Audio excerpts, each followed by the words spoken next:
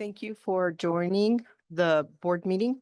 Things look a little differently. We also have included our wonderful budget committee as well, because immediately following the short meeting, we'll go into a budget committee meeting. So that's why you see additional faces here. We do want to take a moment of silence and remembrance of the people that we lost in the UCC softball tragedy. We have Coach Jamie Strentz and Kylie Jones. So if we would please bow your head and take a moment of silence.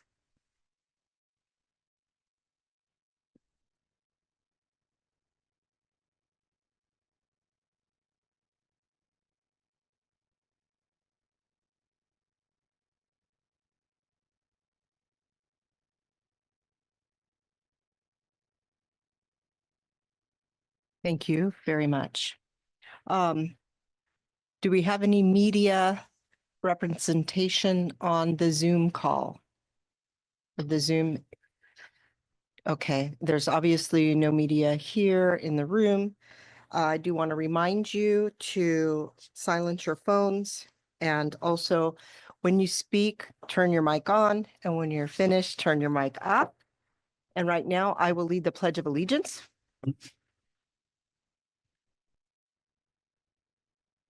I pledge allegiance to the flag of the United States of America and to the republic for which it stands, one nation, under God, indivisible, with liberty and justice for all.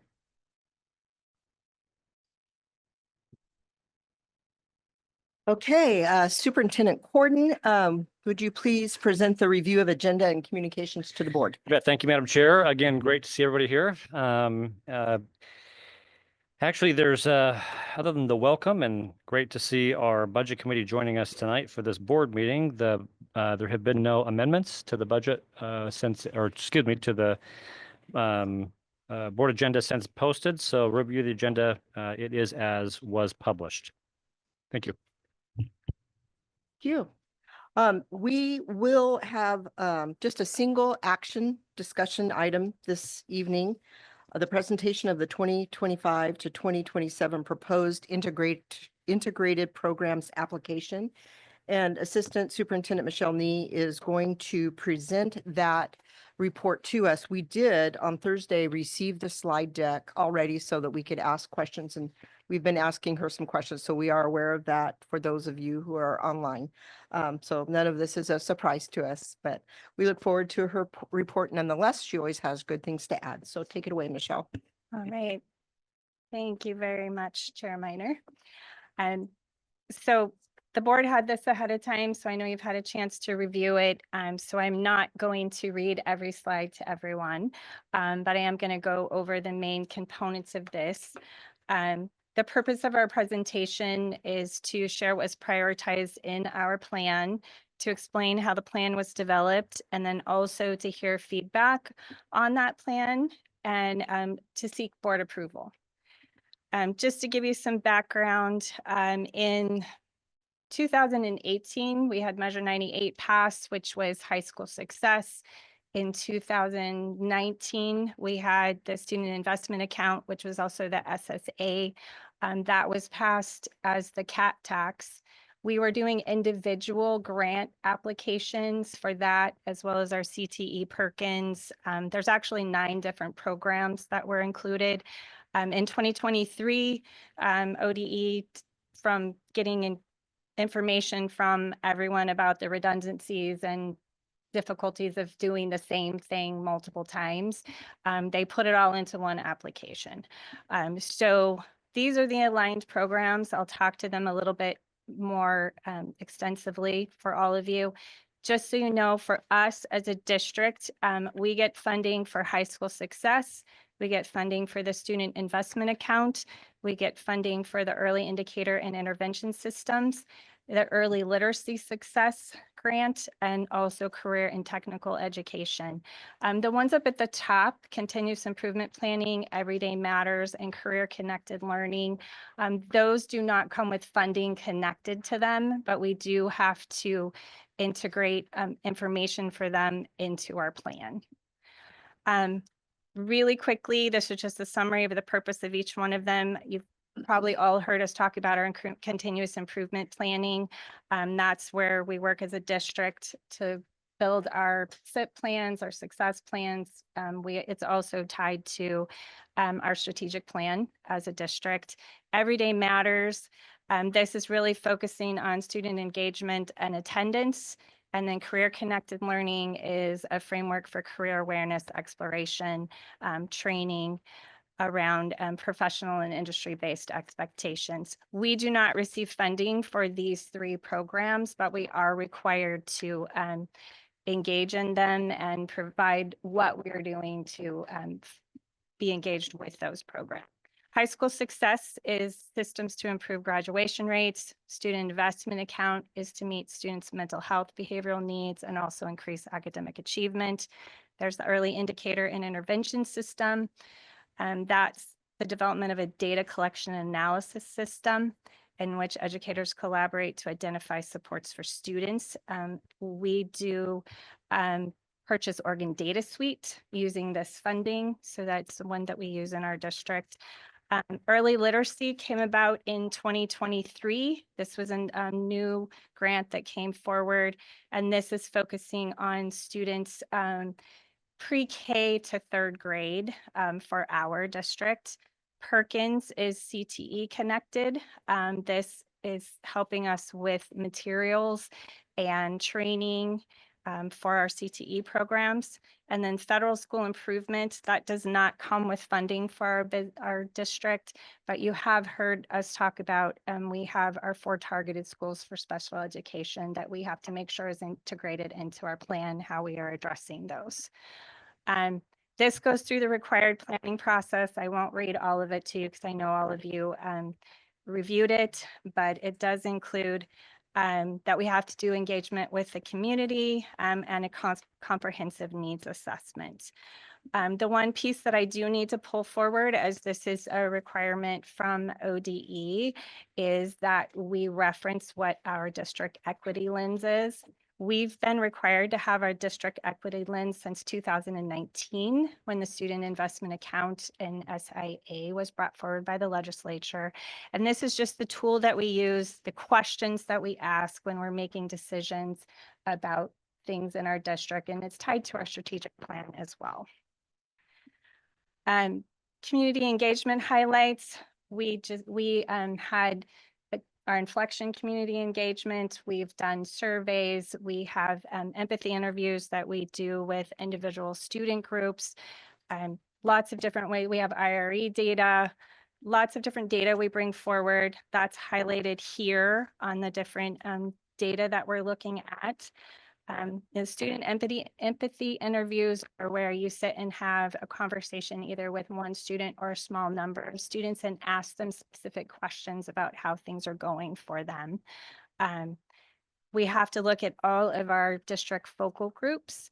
Our prioritized focal groups in our district are our students with disability and our students of poverty and students experiencing homelessness. Just some of our highlights that I wanted to bring forward. We've been making progress in our areas of reducing academic disparities and meeting students' mental and behavioral needs, although there's still work to be done. Our students with disabilities are still performing below their overall student average, so that's a focal area for us. But it was also very important to our students, staff, and families that we continue investing in CTE, STEM, music, PE, and those programs. Priorities emerged. These are continuing from 23-25 biennium into the 25-27 biennium. Supporting students' mental and behavioral health, improve literacy outcomes for students, improve student achievement, but also create positive outcomes, continue to build our CTE pathway options, and then continue to provide high quality professional learning for our teachers and staff to better support the needs of their students. Out of those priorities, we have to identify what our intended outcomes are. Increase academic achievement for K-3 early literacy, focused on achievement for all of our student groups, increase our graduation rate to 90%.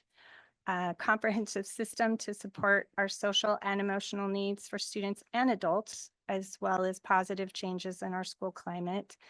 All of our students demonstrate typical or higher growth in reading and math, reduction of student discipline incidents, and then increase access to and retention of our students in our CTE, STEM, AP, and college courses.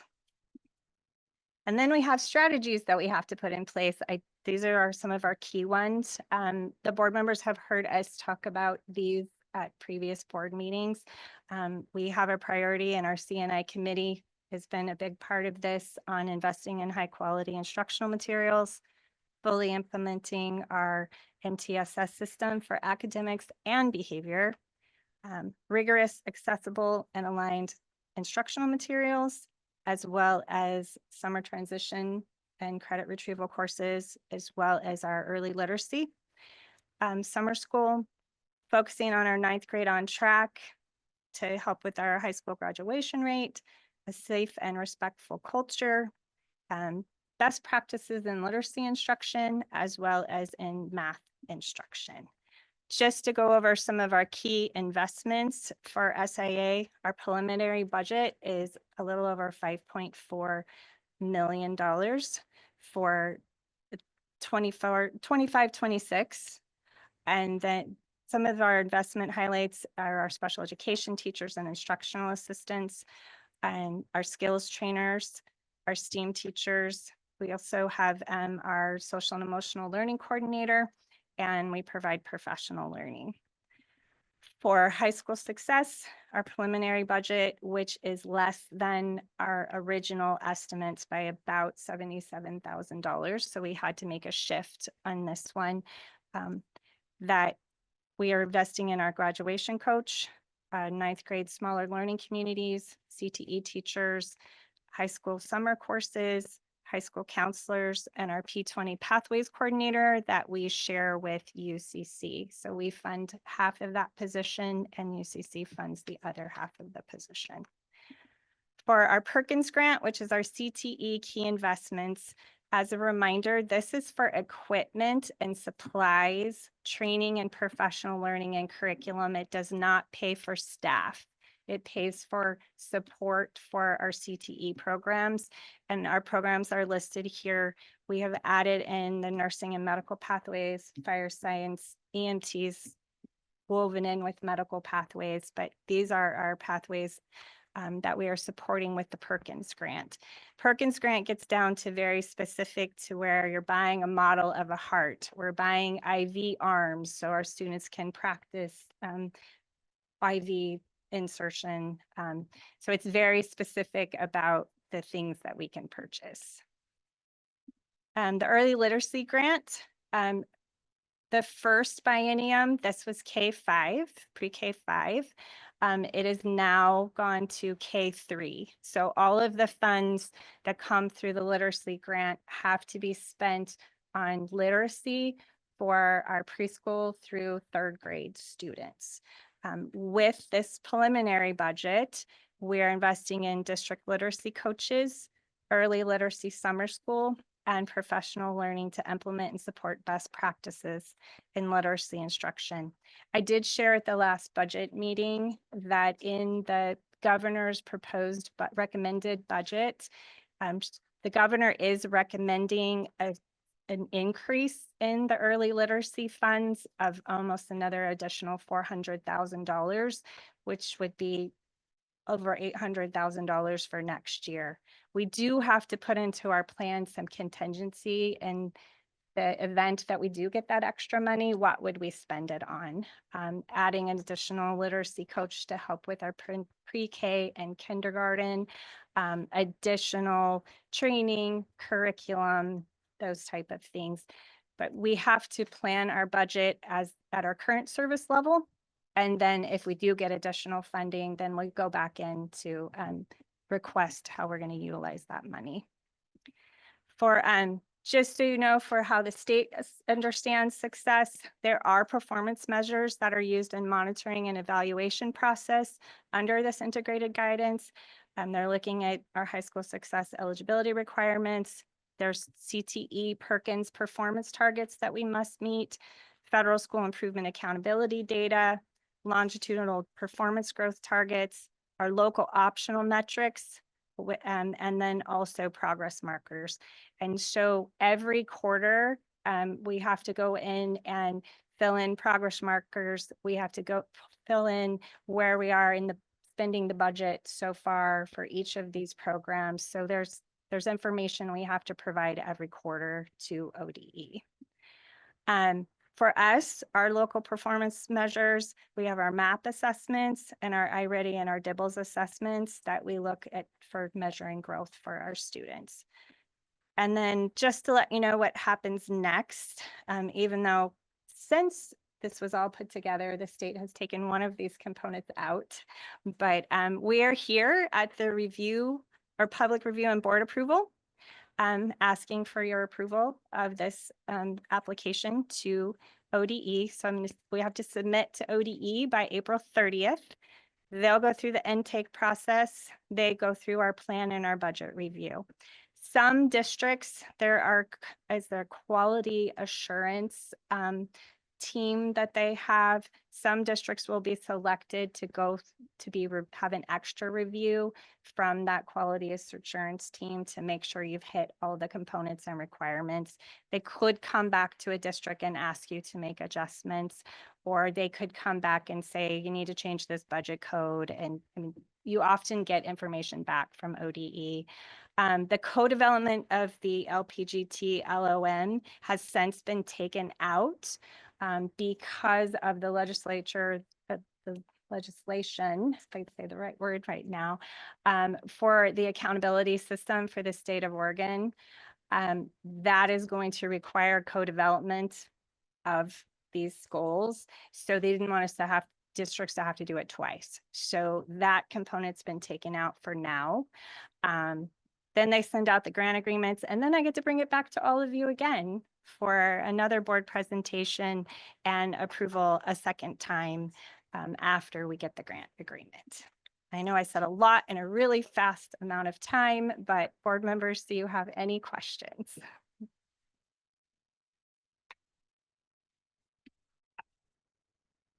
Okay, great. Oh, go ahead, Chairman. Ann. Yeah, I just had one question on the CTE Mhm. Perkins performance targets. So Perkins performance targets, they're looking at graduation rate for our students who are in our CTE programs, which are over 95% for our students who take more than one CTE course. They look at balance of gender in our CTE programs. What are we doing to make sure we have, a balance in welding, or might be some trades that have been more male dominated than others. So are we working towards that? Do we have a plan in place? And then just the amount of students who are accessing our CTE. Any other questions from board? Okay, great. I would entertain a motion to approve the proposed 2025 to 2027 integrated programs application as presented.